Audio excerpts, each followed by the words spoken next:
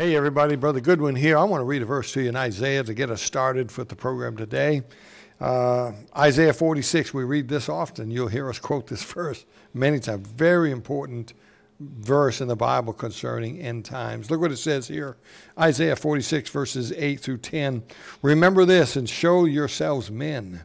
Bring it again to mind, O ye transgressors. Remember the former things of old. For I am God and there's none else. I am God and there is none like me, declaring the end from the beginning and from ancient times, the things that are not yet done. And I'll stop right there.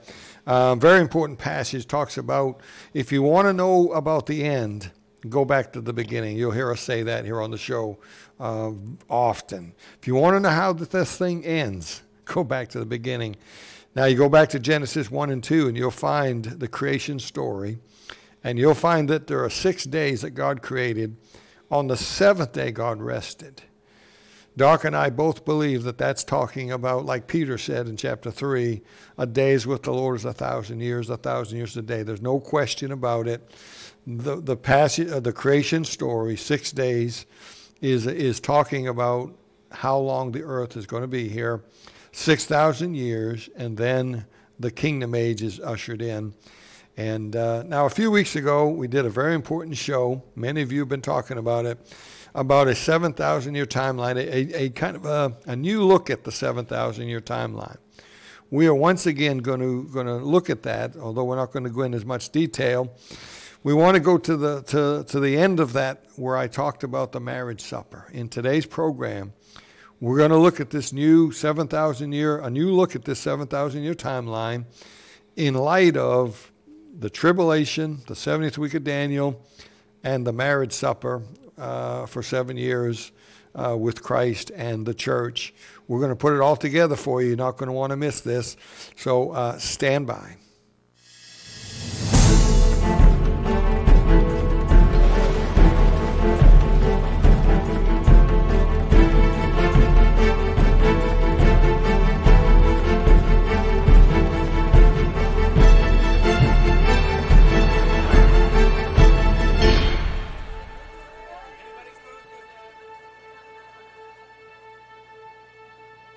Welcome, everybody. Brother Goodwin here, Dr. Charles Hiltibidal. Exciting days and an exciting show. Doc, I'm telling you, today's going to be an important show. It was just a few weeks ago we did that show where I put in the 23-minute clip where I did a PowerPoint right here. We're not going to redo that, but I did take a couple of slides off that my wife's going to put up as soon as I give her the word. We're going to show the real simple timeline, then we're going to show the marriage supper. And I've got some things. I've been studying this marriage supper. I don't claim that I've got it all. And you and I were talking before the show about some of it. But I think these are areas where we can have the opportunity to interject as a Bible teacher how we see it, but not be dogmatic. Yeah. Yes. God doesn't just come right out and tell us. There's a lot of things in Scripture He doesn't just come out and tell us. And the problem is there's a lot of Jewish tradition out there. Yes. And I've got a chapter in my Mystery of the Jubilee book, and I've got a bookmark here. We might read a little bit of it. I now look at it a little different, but not a lot, but a little bit different. There's the question of when the actual ceremony takes place. Does it take place at the beginning? Does it take place at the middle of the seven? In Bible days, there was a 7-day feast. 7-day feast. Does that wedding, the wedding vows, are they married the first day? Is it the middle? Is it the end? There's a lot of different views on this. And it depends as to who back to the issue we said a moment ago, not being dogmatic. Maybe that's what the Holy Spirit meant when He said, "Search the Scriptures." Yeah. Yes. Study them. Yeah. Search the Scriptures and study to show thyself approved unto God. Which, by the way, I have my new book, The 7 Laws of Bible Study, has been out for several weeks now. 48 pages, real easy to read, and very important, if I may say so myself. Very important to help people rightly interpret and rightly divide. Yeah. That's what we're studies for, to rightly divide. Yeah. That means to have the right plumb line to measure it by. Yeah, exactly right. And so I've learned some new things about the marriage supper and some of the key players in it that I want to share today. And we're going to go back to a couple of timelines in just a moment. But we did have a letter that I thought I would talk about. This is from, I'll just use his first name, Frank. He's from Russellville, Arkansas. Listens to us on VTN, Victory Television Network, on Saturdays at 2:30, I gather. And I believe we're also on Sunday morning at 1:30 in the morning, our one of our bonus spots that they gave us. But he had a question about the gap theory, and I'm going to throw this some of this to you, Doc, because you're more of the expert on this than I am. And I got the idea that he's on the fence, Frank is, but he wants to know. Sure. He's got two questions about the gap theory. He said, first is, where did Cain, if there's no gap, where did Cain get his wife? And do you want to deal with that? Well, it's pretty obvious where Cain got his wife. He married his sister. Yeah. That's pretty obvious. And it was probably a sister later, not just an immediate sister, but maybe a sister. No, it would have to be pretty close by. But at the same time, I mean, hey, who did Abraham marry? He married his sister. It's not an uncommon thing in the early days.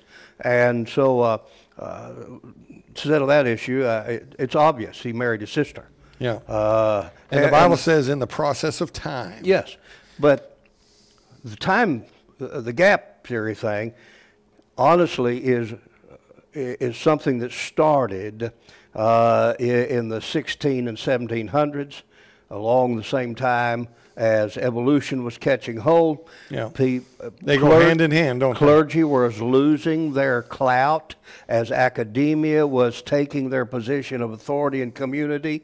And so to counter it, they thought they'd come up with a name. You can look at Charles Chalmers and different people of that nation at that time that became predominant in teaching it. And they were saying that there was a gap between verse 1 and verse 2. Anybody that has studied the Hebrew language knows the first word in verse number 2 is simply a coupletive, just like and would be for us in English. They're adding information to understand what was stated in verse number 1.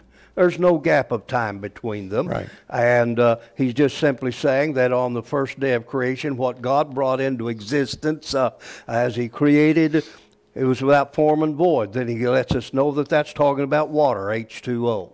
And so there is no gap of time, and there is no pre-flood world, no pre-world before Adam and Eve. And I wrote this down, Doc, just to go along with that. Genesis 3:20, Eve is called the mother of all living. Yes. Now, I don't know how you get past that. That's right. With the gap. She's the mother of all living. Yep. You could argue, well, that's talking about those living now. No, I don't think so. No, that's talking about living souls. That's right. Everyone came from Adam. That's right. Adam and Eve. That's where we came from. And secondly, he says in Genesis 1:28, God says, be fruitful and multiply and replenish the earth.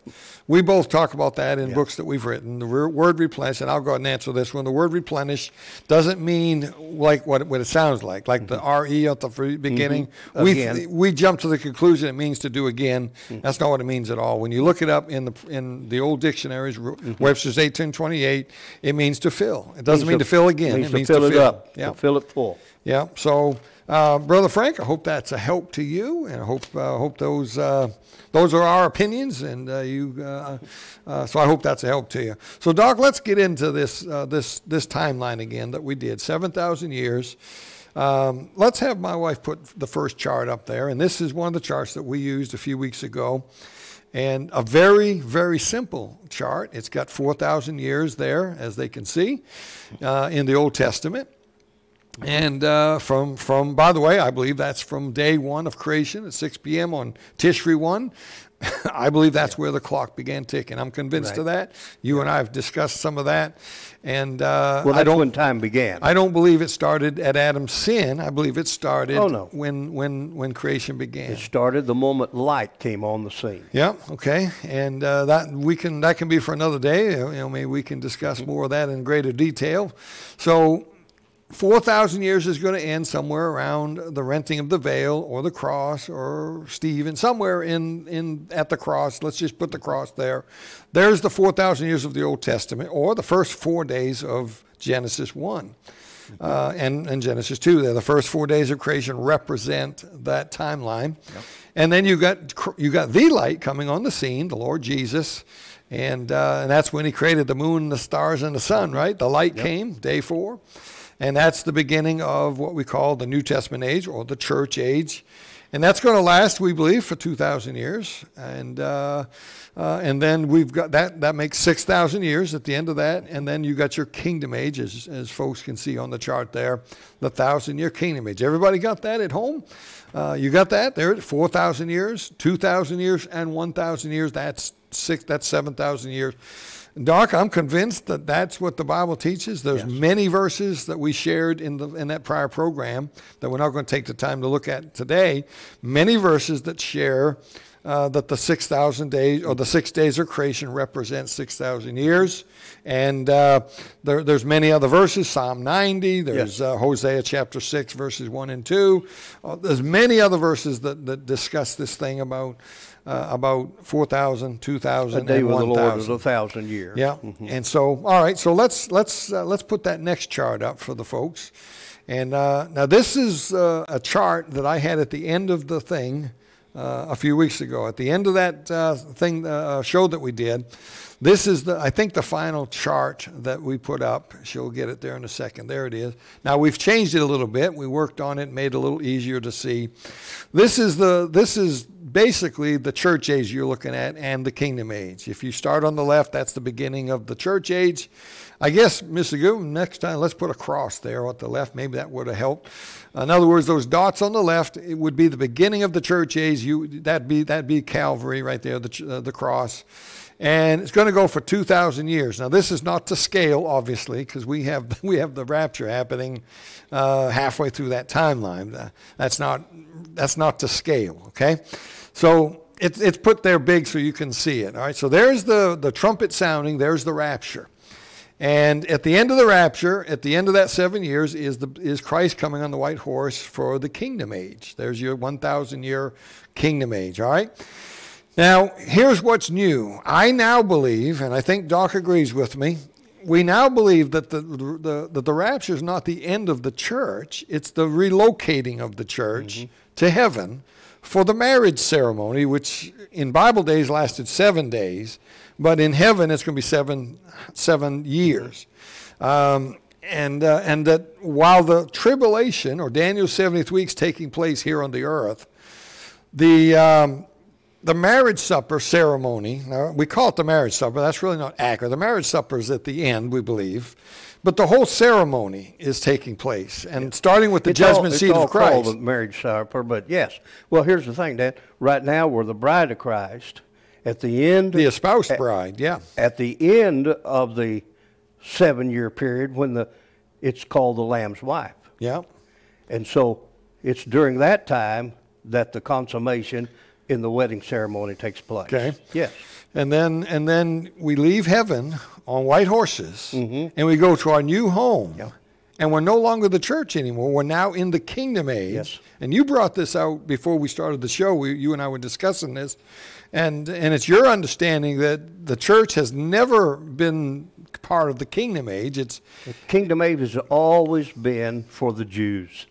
It's always been. That's what all the minor prophets was writing to them about. That's why they were always ending their books, encouraging their people. There is a time coming, the golden era, when Jerusalem will be the center of the world. We're going to run this world. Okay. And we'll need that chart again in a minute, Mr. Goodwin. But so let's talk about this thing called the marriage supper. Because what I'm saying is, it's very possible that the marriage supper ceremony, the 7-year thing, is not going to happen at the 2000th year of the church age, but at the 1993rd year. In other words, 7 years before the end. In other words, the church age, in your thoughts, is not necessarily ending at the rapture, but it's ending at the end of the marriage supper time. Right. But we're being relocated. Yes. We're going to, the groom has come for us. Well, that's what the Jewish ceremony showed. I mean, the bridegroom is going to come and secretly gather up his bride, and she's still to take her. And she's still the espoused bride. Yes. Nothing's changed. No. Except she's left her father's house, Yep. and she's been taken to his father's house.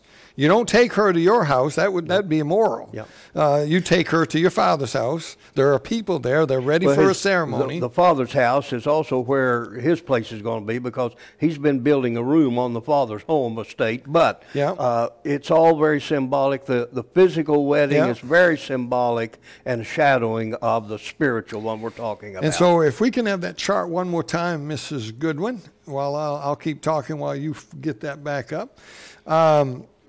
So what we're saying is this: if the rapture is the removal of the church to heaven, but it's still the church age, that means the final 7 years of the church age doesn't end at the rapture. It ends at the end of the tribulation. Well, that would mean then that there's a little bit of an overlapping of time, because it's obvious that the tribulation that's taking place on the earth is in relationship. 70th week. That's the 70th week of Daniel, and the millennial reign is then going to begin at the end of that. And if folks will look at the chart, you'll see that at the top you got the 7-year tribulation, which is the 70th week, and underneath you'll see the marriage supper. But in the middle of it all is the 7,000-year timeline that doesn't never stop. So in other words, the tribulation and the marriage supper are happening simultaneously, while the 6,000-year clock is ticking. So it would appear then, from what you're thinking is, and folks, we're thinking here, or in a way, we're not dogmatic in this. There's nobody could be dogmatic in it. But while the tribulation is primarily to bring the final judgment on Gentile rule and to prepare a people for the millennial reign, the remnant of the Jews. That's the same time that God is bringing about the consummation and the gathering together of all the bride of Christ, and the ending of the church age is going to end at the same time that the millennial reign is going to begin. Is what you're saying, what you're thinking. Yeah, and one more thing before she takes that chart off there, you'll see that I put a date under there with a question mark. Right there next to the trumpet in the 7-year tribulation, it says 2023. The reason that's there is if Jesus died in 30 AD, and that's a big if, it's a guess.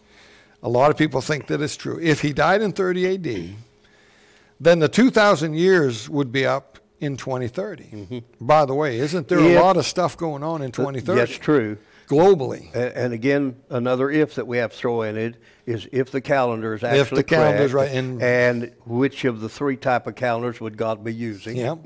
There's a lot of ifs, but yes. But we got to be close. It can't be off too much, even if it's pretty obvious. We're pretty close. And so all I'm saying is the rapture would happen 7 years before 2030, which would be 2023. Yes. And I'm not setting a date. I'm not saying he's coming this year, but he could be. Could well be. There are a lot of things that have fallen in place in every area of prophecy that could well be. Okay. But we have to, again, as we said before beginning, we have to be very careful, and we needed to remind our viewers that you cannot let current events interpret prophecy. Yeah. Because 6 months later, that current event may change. Things can change. Yes. And so what I want people to understand is it's very possible. I'm not saying 100% certain. Sure. It's very possible that the rapture does not end the church age as we know it, but simply relocates us to heaven for this ceremony. We're still the espoused bride. We're not married yet. Well, I think the greater majority... And we're called the church up there. The greater majority of the people are going to agree with us that while the 7 years is taking place down here, that 7 years is taking place for us up there. Yeah, and what's changed here is I've always felt that the tribulation was filling up a gap in the Old Testament. I no longer think that it could still be true, but I no longer lean that way. Well, Doc, I got a few things that I've been studying this marriage supper, just trying to add some strength to this chart about the marriage supper being, in fact, still the church. We're still the church. It's a tremendous study, even if you can't nail down everything. Yeah. There's so many things. Well, there are about some scriptures. So I numbered some things. Number one, in Genesis 1:27, creates man, male and female. That it's sad that we have to point that out today, but people are confused about what a man is. Well, you don't have to point that out in Africa. They all understand it. Yeah. We've gotten smarter, you know. We can't figure these things out. We've evolved and we're smarter than the rest of the world. But he created a man and a woman. And then number 2 in my little outline here is this thing about Genesis 2:24, that a man shall leave his father and his mother and cleave unto his wife. And then later on, it sheds some more light on that. These two should be one flesh and all that. That's marriage. Yes. And that's a biblical thing. That's ordained of God. And outside of Christianity, you're not going to have a good home. Right. You know, except the Lord build the house, they labor in vain that build it. Yes. And he's not talking about wood and nails. No. He's talking about the home there. Yeah. All right, so number 3, I found a dowry in the Bible, Doc. In Genesis chapter 34, verse 12, there's a dowry talked about. In other words, a bride price from the groom's family to purchase almost that young lady. And that's nothing new. We've talked about that before. She still has the right to agree to it, but there must be a bride. There's a price, a dowry. In fact, it's called a dowry in Genesis 34:12. Folks can look that up for themselves. But then I found this, Doc. I found in Matthew 25 one of the parable of the 10 virgins. I think there's a lot more to study in that passage. There's a lot of these 10 virgins were not the bride. I think a lot of people think that these are the bride waiting for the groom. No, these are brides. Part of the wedding aren't party. they bridesmaids? They're possibly? Part of the wedding party. I'm not sure they're called bridesmaids, but that's what people seems to be. It seems to be what they are. And 10 had oil and 5 had oil in their lamps so that they could see. The 5 didn't. And the 5 had gone to get oil, and then he came. He's not coming for them; he's coming for his bride. Coming for the bride. It's just it's a parable now. It's you know, there's no perfect stories. It's literal things, but it's teaching a heavenly. And so truth. So we got a dowry, a bride price. The Indians had that too. The Indians would bring ponies to buy their bride from the tribesmen there, and so we've got bridesmaids, which are important here. And but then I found what I think could be groomsmen. Now this is in Judges 14, which is of course Samson, and this is his first wife, I believe, in Judges 14. This didn't go well for him, and they wound up killing her, I think, and burned her and her father. And but there are groomsmen mentioned here. I'm not sure. I don't think they're called groomsmen, but the bride's side of the family, no, it was his side of the family. They got men together to be a part of the ceremony. So there's groomsmen. I see also in Isaiah 61:10, I see the wedding garments, that there's a wedding garment mentioned there. And we see that in Revelation 7. When John is asked in the tribulation, he's asked, who of these arrayed in white apparel? And Jesus gave a parable one time about, here's a guy come into the wedding ceremony, but he's not dressed for it. Yeah. He's got to have the right robe. And I think that there's a picture there, an even further down the road picture, prophetically, that might be Satan at the end coming to our marriage supper to interfere with it. But he don't have the right attire, and he's not allowed. In fact, he's cast out.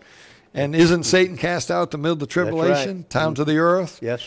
And isn't the 2 witnesses, don't they go up to heaven at the middle of the tribulation? Yeah, we got to have some witnesses. And of course, who are the witnesses? Moses and Elijah. Who's Moses? He's the law. Who's Elijah? The law and the prophets.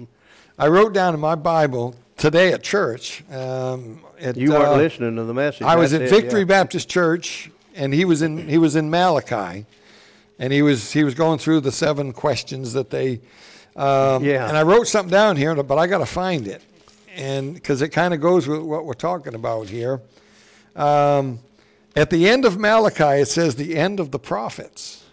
Isn't that something? But look what it says in verse 5. Now this is chapter 4 of Malachi, verse 5.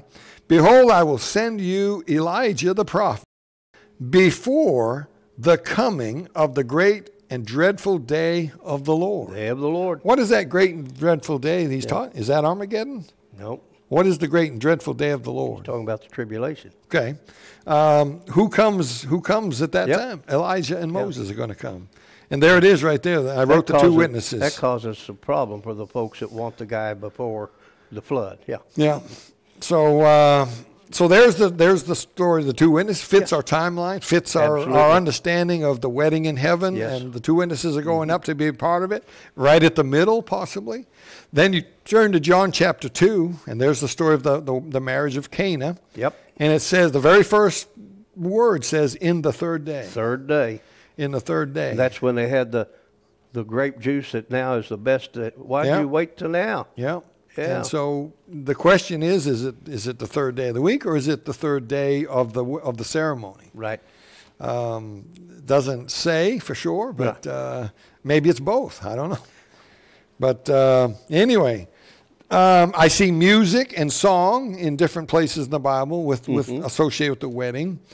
A lot of people have a wedding dance that they do for weddings today. This was interesting. I just found this this morning. Matthew 26:29. I won't read it.